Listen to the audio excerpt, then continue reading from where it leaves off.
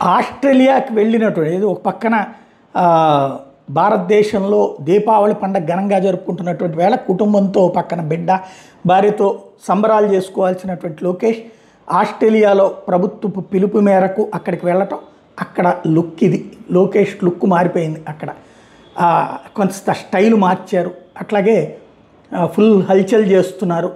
అక్కడ ఉన్నటువంటి కార్యక్రమాలు అక్కడ ఆయనకి ఘన స్వాగతం లభించింది.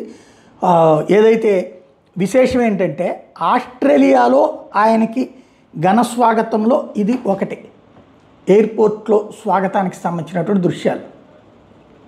ఆస్ట్రేలియాలో ఉన్నటువంటి తెలుగుదేశం సానుభూతి పరులతో పాటుగా అనేక మంది వ్యాపార విద్యావేత్తలు కూడా ఎయిర్పోర్ట్లో కలిసి ప్రధానంగా లోకేష్కి స్వాగతం పలికారు, పరిచయం చేసుకున్నారు.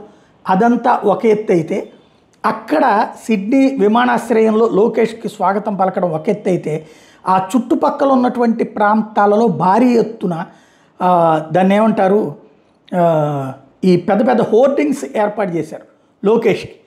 ఓ రకంగా చెప్పాలంటే ఆంధ్రప్రదేశ్లో ఎట్లయితే ఆయన మీద అభిమానంతో ఏర్పాటు చేస్తుంటారో అట్లాంటి ఏర్పాట్లు అక్కడ చేసుకొచ్చారు వివిధ ప్రదేశాల్లో.